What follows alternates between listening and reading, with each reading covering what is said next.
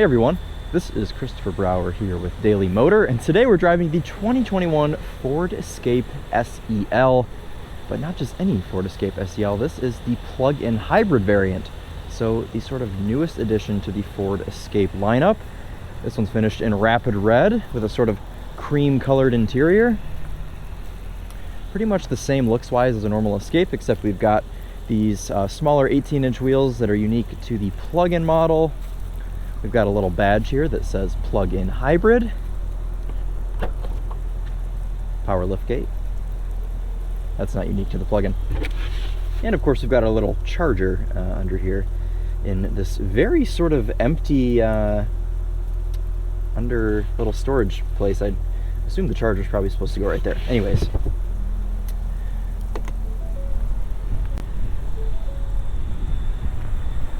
Here's our little charge port here. It's nice that Ford doesn't have a cover over it, kind of like their filler caps. You know, you just open it up, plug right in. Oh.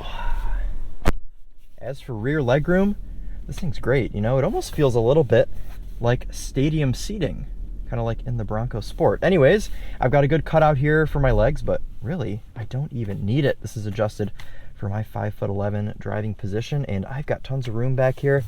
Not to mention that these seats are actually pretty soft and comfortable. Though, I will say, as far as interior goes, that's about the only thing that I like about this interior, is just sort of the quality and softness of the seats. We do have a panoramic moonroof, a sort of grayish headliner, which, if you know me, I'm not the biggest fan of. A couple cup holders there. No personal rear climate control, though we do have one of each type of USB port back there. Let's go ahead and hop up front for the rest of the tour of the interior.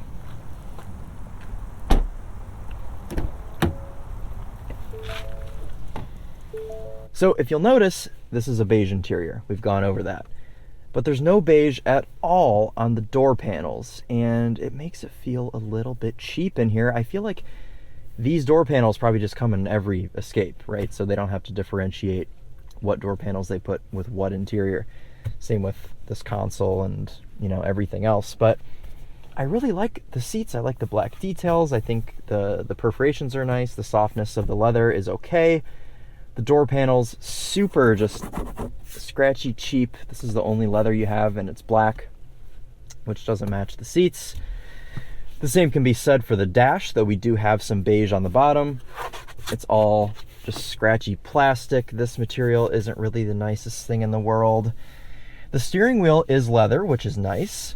It's to be expected with an SEL. I like the steering wheel. It's an okay leather quality. It's not the best, again. Dial shifter down here.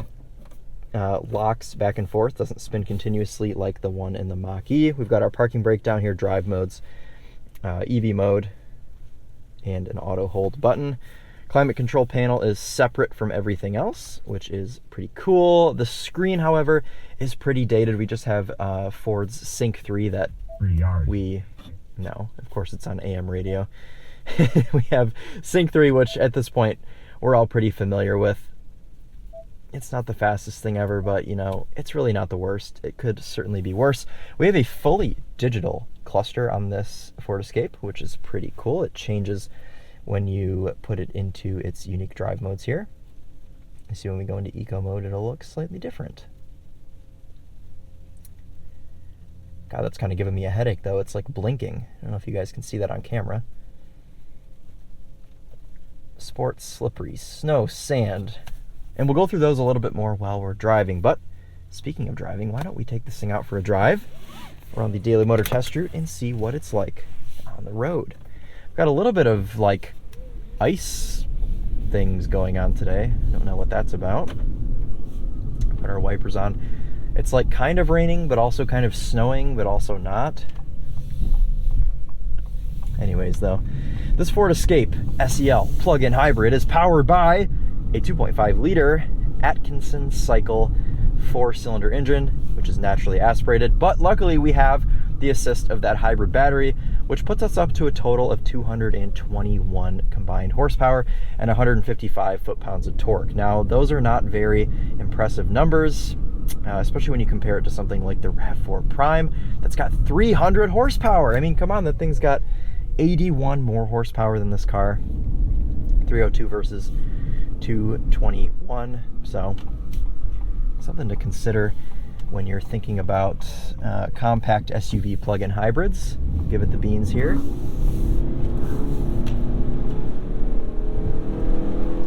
I mean, it's certainly not slow. Also, I'm sure you heard it slipping back there because this is a front-wheel drive only SUV. You can't even get this thing with all-wheel drive. So if that's a deal breaker for you, then I mean, that sort of just cancels the Escape plug-in right off the bat. If you've got to have all-wheel drive, this car's not for you. And of course, our powertrain is backed by an CVT. Most plug-in hybrids are. I can't give it too much grief for that. This one's not too bad. It seems to be tuned nicely. It's not super loud or annoying, I guess. I don't know. CVT is a CVT, but this one's not too bad. I will say, overall, just smoothness, quietness, and comfort. This car is great. You know, it's got very minimal road noise, though I will say there are a couple fit and finish issues that could be irritating in the road noise department. And I'm not going to call this out on every Escape, but this particular Escape has a couple weird, what almost sounds like exterior rattles when you're going down the road, and you won't be able to hear them right now because it's raining and the wipers are going, but it's very strange. It's almost like there's like a loose nut or bolt rattling around in one of the doors, and that's really a shame because Ford makes some very cool, unique products that no one else really does. You know, the Maverick, its only competitor right now is the Santa Cruz. It's a very, very small market. The Mustang, that's a very unique vehicle with not very many competitors. The F-150, that's a very sort of iconic vehicle that, again, you know, it's got only 2-3 competitors. But in this market, this Escape, okay, compact crossover, there are so many choices. There's so many different cars in this segment. And it's a shame when you get in a car like this and it has creaks and rattles and just weird things that, you know, could make you say, okay, well, this car has interior rattles. I can only get it in front-wheel drive. I'm going to go drive a CR-V or a RAV4 or a Tucson or a Rogue or an Equinox. Or, I mean, like, the cars in this segment are just endless. So I think that it's unfortunate that this car kind of doesn't really differentiate itself enough to stand out.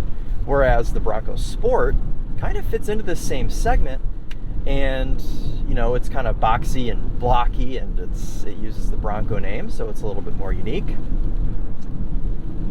I don't know. I could almost see the Bronco Sport replacing this car and sort of just pushing it out of the market altogether. Over the rough ride section there, not too bad. Let's mess around with some of our drive modes here. Sport mode. Now it feels the exact same in sport mode, but you get a black cluster. Okay, that looks pretty cool.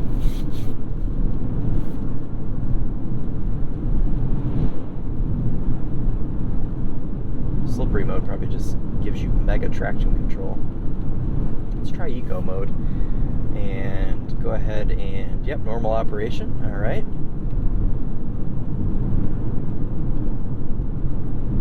Let's see, we've gone 30 electric miles today, which is a great segue into discussing the range on this Escape. So obviously plug-in hybrid, usually cars in this segment have 25 to 30 miles of range. Ford claims 37 on this Escape, so that's pretty cool. Probably has something to do with the fact that it's front-wheel drive. It has less sort of weight and things to lug itself around. Wow, that cluster is really giving me a headache. I don't know why. If you're not in just normal mode, the cluster like flickers. I do not like that at all. This is another problem with fully digital clusters. Sure, they're very cool and sort of with the times, but if you have one that's not behaving properly, it can totally be a safety issue. I'm gonna wait this light out so we can get an open entrance ramp. Not gonna be able to go full chap on the entrance ramp today because it is very slippery out. But I will say, I drove this Escape around this entrance ramp yesterday. It handled very well. We're also driving the plug-in hybrid RAV4 this week, and this car's like 600 pounds lighter than that. Granted, it is only front-wheel drive, but you can totally tell this thing feels very light on its feet, almost Focus-like, which is cool. You know, you can chuck this thing into corners and oftentimes get a little bit of lift-off, playful oversteer. So that's pretty cool.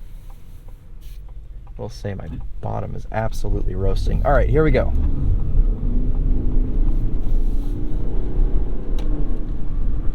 A lot of interference here from traction control.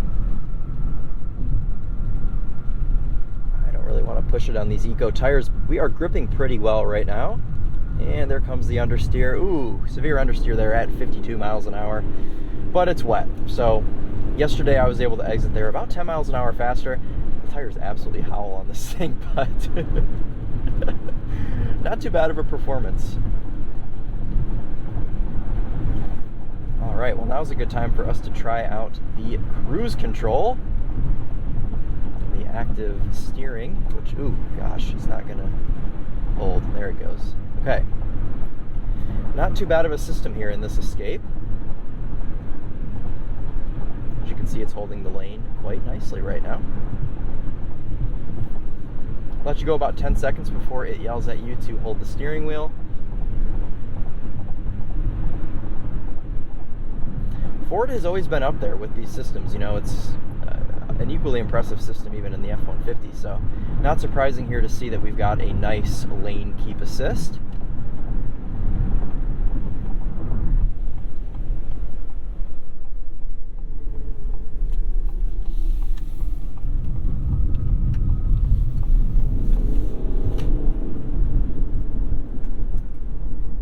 Brake pedal feel is about typical Ford hybrid. It's a little bit hard and crunchy, but I would say Ford has improved with their hybrid brake pedal feel over the past 5 or 6 years. It used to be dreadful. It's still not perfect, but it's certainly not as bad as it used to be, so that's pretty good. Just touching that turn signal reminded me that there are just even more things in here that just don't feel very good. You can feel the seam on the top of this turn signal stock where it was molded. Same story for the wiper stock here. And that reminds me as well, when you go to reach into the grab handle here, there's a very sharp seam in here where a couple of the panels don't fit together very well. So it's just a little bit of a head scratcher here with why are the interior materials still at this point where they're just really not that great. I guess that can segue us now into price on this Escape SEL. So I guess we'll start with the SE. You can get this in 3 trim levels: SE, SEL, Titanium. The SE, that starts at $33,000. This one starts a little bit higher, around $38,000 as spec'd. This one is about $41,000. So it's quite a bit cheaper than the Toyota RAV4 Prime, the plug-in hybrid. That one's the XSE though, so that one's the top trim, which would compare to the Titanium. In this case, the Titanium is about $45,000, so still about $5,000 cheaper than a comparable RAV4. But you do get all-wheel drive, a much nicer interior, a bigger infotainment screen, just overall better quality in the RAV4. So it'd be a little bit tough to justify this. I feel like if you were gonna buy an Escape, just buy a normal Escape. I don't know. I would just go for the 2-liter turbo all-wheel drive Escape Titanium. That gets you the best quality interior in the Escape, the best powertrain. I just don't know that the plug-in hybrid is super necessary on this car, but to each their own. You know, if you're a big plug-in hybrid enthusiast, then here you go. Ford at least offers that. If you want an Escape, you want a plug-in hybrid, it's available for you. I just hope that you don't want all-wheel drive. All right, let's go ahead and put this into battery charge mode. I'm gonna get this thing charged up a little bit. Battery charge mode just makes everything so loud. I don't really like driving in that mode, but we need to gain a little bit of range here. So then, overall thoughts on this Escape plug-in. Would I recommend it to someone? Probably not, unless it's someone that's already coming from another Escape. They're set on a line of Escapes, and maybe you'd suggest trying something new with the plug-in. But again, like I said, I'd probably just go for the 2-liter titanium Escape if I had to have an Escape. The problem with this car is there's so many options in this segment, it would be tough for me to choose an Escape. And being here in Michigan, you see Escapes everywhere. There's literally one right there. There's an Explorer. There's another Escape coming around the corner here. Everybody drives these things around here, and it's because all of their family members work for Ford, and that's probably why a lot of these get sold when there's so many other options out in the market. Is this a bad car? No, I don't think so. I just think it's very sort of average, It's a car. It's a very just sort of car plug-in hybrid. There are things that could be better. It could have a little bit more power. It could have all-wheel drive. The interior materials could certainly be better. I like how light it is. It feels light on its feet. It's got a very nice light steering feel. All of those things are nice. But otherwise, I would probably recommend you just go with a RAV4 or a Tucson or something like that. I don't know. This car just doesn't really inspire me too much. And seeing the direction that Ford is going, I'm sure we'll either see a very much refreshed version of this Escape. Maybe they'll turn it into an EV or something, or it'll just get completely replaced by the Bronco Sport. And I feel like that could be the fate of this car. But with this being such an iconic brand for Ford, the Escape, well, not brand, just an iconic name, it's definitely going to be tough for them to phase this out if they ever decide to. So I guess we'll just have to see what happens with the fate of this Escape. All right, everyone. Well, that's going to conclude our video here. Hope you enjoyed. If you're considering an Escape, maybe shop around a little bit and make sure it's really what you want in this segment.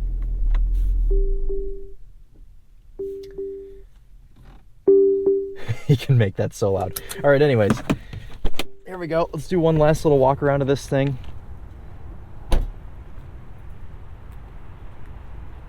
Certainly not a bad looking car. Just kind of looks like your normal sort of jelly bean crossover, but it's definitely not ugly. All right, everyone. Well, thanks again for watching. And we'll see you very soon in the next video. This has been Christopher Brower with Daily Motor. And as always, drive on.